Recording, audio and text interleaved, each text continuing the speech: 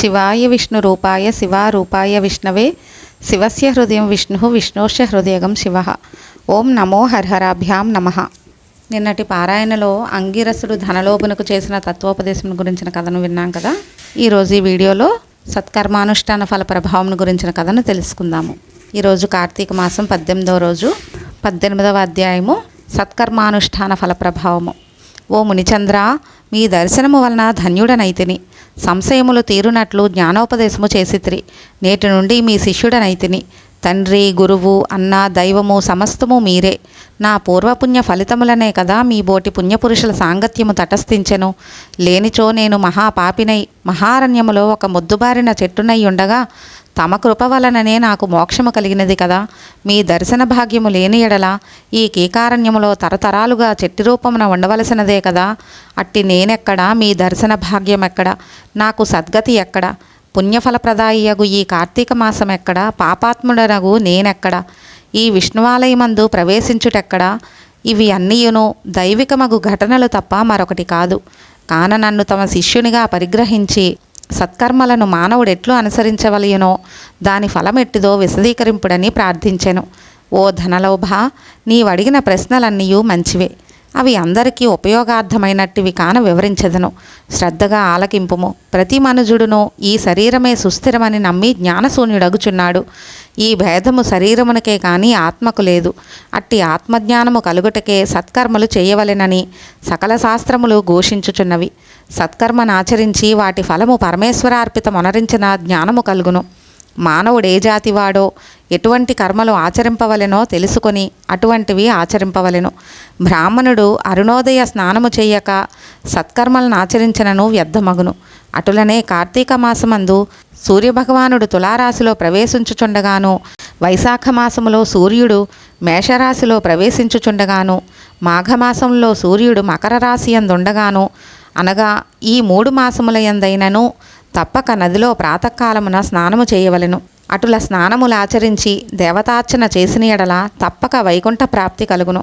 సూర్య చంద్రగ్రహణ సమయములందును తదితర పుణ్యదినములందు స్నానము చేయవచ్చును.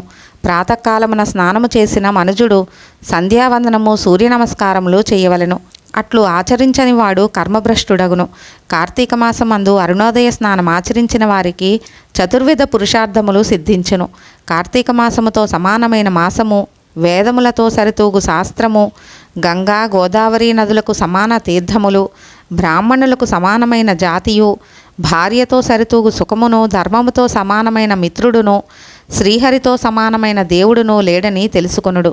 కార్తీక మాసమందు విద్యుక్త ధర్మముగా స్నానాదులు ఆచరించిన వారు 1,000,000 యాగములు చేసిన ఫలమును పొంది వైకుంఠమునకు పోవుదురు అని అంగీరసుడు చెప్పగా విని మరల ధనలోభుడు ఇట్లా ప్రశ్నించెను. ఓ మునిశ్రేష్ఠ, చాతుర్మాస్య వ్రతమని చెప్పితిరే, ఏ కారణం చేత దానిని ఆచరించవలెను? ఇది వరకెవ్వరైనా ఈ వ్రతమును ఆచరించి ఉన్నారా? ఆ వ్రతము యొక్క ఫలితమేమి, విధానమెట్టిది? సవిస్తరంగా విశదీకరింపుడని అడిగెను. అందులకు అంగీరసుడు ఇట్లు చెప్పెను. ఓయి వినుము. చాతుర్మాస్య వ్రతం అనగా శ్రీ మహావిష్ణువు మహాలక్ష్మితో ఆషాఢశుద్ధ ఏకాదశి దినమున పాలసముద్రమున శేషపాన్పుపై శయనించి కార్తీక శుద్ధ ఏకాదశి నాడు నిద్ర నుండి లేచును. ఆ 4 మాసములకే చాతుర్మాస్యమని పేరు. అనగా ఆషాఢశుద్ధ ఏకాదశి శయన ఏకాదశి అనియు, కార్తీక శుద్ధ ఏకాదశి ఉత్తాన ఏకాదశి అనియు, ఈ వ్రతమునకు చాతుర్మాస్య వ్రతమనియు పేర్లు. ఈ 4 మాసములలో శ్రీహరి ప్రీతి కొరకు స్నాన, దాన, జప, తపాది సత్కార్యాలు చేసినచో పూర్ణ ఫలము కలుగును. ఈ సంగతి శ్రీ మహావిష్ణువు వలన తెలుసుకొంటిని. కాన ఆ సంగతులు నీకు తెలియజేయుచున్నాను. తొల్లి కృతయుగంబున శ్రీవైకుంఠమందు గరుడ గంధర్వాది దేవతల చేత వేదముల చేత సేవింపబడుచున్న శ్రీమన్నారాయణుడు లక్ష్మీదేవి సమేతుడై సింహాసనమున కూర్చుండి ఉండగా ఆ సమయమున నారద మహర్షి వచ్చి పద్మనేత్రుండును, చతుర్బాహుండును, కోటి సూర్య ప్రకాశమానుండును అగు శ్రీమన్నారాయణునకు నమస్కరించి ముకుళిత హస్తాలతో నిలబడి ఉండెను. అంత శ్రీహరి నారదుని గాంచి ఏమియూ తెలియని వాని వలె మందహాసముతో ఇట్లనెను. నారదా, నీవు క్షేమమే కదా? త్రిలోక సంచారివైన నీకు తెలియని విషయములు లేవు. మహామునుల సత్కర్మానుష్ఠానములు ఎట్టి విఘ్నములు లేక సాగుచున్నవా? మానవులందరూ వారికి విధించబడిన ధర్మములను ఆచరించుచున్నారా? ప్రపంచమున ఏ అరిష్టములు లేక ఉన్నవి కదా అని కుశల ప్రశ్నలు అడిగెను. అంత నారదుడు శ్రీహరికి ఆదిలక్ష్మికి నమస్కరించి, ఓ దేవా, ఈ జగంబున నీ వెరుగని విషయములేమియునూ లేవు. అయినను నన్ను వచింపుమనుటచే విన్నవించుచుంటిని. ప్రపంచమున కొందరు మనుష్యులు మునులు కూడా తమకు విధించిన కర్మలను నిర్వర్తించుటలేదు. వారెట్లు విముక్తులగుదురో ఎరుగలేకున్నాను. కొందరు భుజించకూడదనిన పదార్థములు భుజించుచున్నారు. కొందరు పుణ్యావ్రతములు చెయ్యుచు అవి పూర్తి కాకమునుపే మధ్యలో మానివేయుచున్నారు. కొందరు సదాచారులుగా, మరికొందరు అహంకార సహితులుగా, పరనిందాపరాయణులుగా జీవించుచున్నారు. అట్టి వారిని సత్కృపతో పుణ్యాత్ములనొనర్చి రక్షింపుమని ప్రార్థించెను. జగన్నాటక సూత్రధారుడైన శ్రీమన్నారాయణుడు కలవరపడి లక్ష్మీదేవితో గరుడ గంధర్వాది దేవతలతో వేల కొలది మహర్షులున్న భూలోకానికి వచ్చి ముసలి బ్రాహ్మణ రూపంతో ఒంటరిగా తిరుగుచుండెను. ప్రపంచమంతయు తన దయావలోకమున వీక్షించి రక్షించుచున్న దామోదరుడు ప్రాణుల భక్తి శ్రద్ధలను పరీక్షించుచుండెను. పుణ్యక్షేత్రములు, పుణ్యనదులు, పుణ్యాశ్రమములు తిరుగుచుండెను. ఆ విధముగా తిరుగుచున్న భగవంతుని గాంచి కొందరు ముసలివాడిని ఎగతాళి చేయుచుండిరి. కొందరు ఈ ముసలివాణితో మనకేమి పని అని ఊరకుండిరి. కొందరు గర్విష్ఠులైరి. మరికొందరు కామార్తులై శ్రీహరిని కన్నెత్తి అయినను చూడకుండిరి. వీరందరినీ భక్తవత్సలుడగు శ్రీహరిగాంచి వీరినెట్లు తరింపచేతునా అని ఆలోచించుచు ముసలి బ్రాహ్మణ రూపమును విడిచి శంఖ చక్ర గదా పద్మ కౌస్తుభ వనమాలాద్యాలంకారయుతుడై నిజరూపమును ధరించి లక్ష్మీదేవితోడను భక్తులతోడను మునిజన ప్రీతికరమగు నైమసారణ్యమునకు వెడలెను.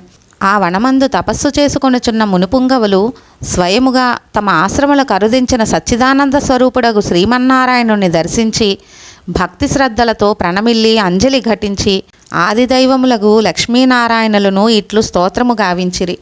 శాంతాకారం భుజగశయనం పద్మనాభం సురేశం విశ్వాకారం గగన సదృశం మేఘవర్ణం శుభాంగం లక్ష్మీకాంతం కమలనయనం యోగిహృద్యానగమ్యం వందే విష్ణుం భవభయహరం సర్వలోకైకనాథం లక్ష్మీం క్షీరసముద్రరాజతనయాం శ్రీరంగధామేశ్వరీం దాసీభూత సమస్తదేవవనితాం లోకైక దీపాంకురాం శ్రీమన్మంద కటాక్షలబ్ధ విభవద్ బ్రహ్మేంద్ర గంగాధరాం త్వాం త్రైలోక్య కుటుంబినీం సరసిజాం వందే ముకుంద ప్రియాం. 18వ రోజు పారాయణము సమాప్తము. రేపటి 19వ రోజు పారాయణలో భాగంగా చాతుర్మాస్య వ్రత ప్రభావ నిరూపణ ఈ కథను గురించి తెలుసుకుందాము. సర్వం శ్రీ ఉమామహేశ్వర పాదార విందార్పణమస్తు. సర్వే జనా సుఖినో భవంతు. లోకా సమస్తా సుఖినో భవంతు. స్వస్తి.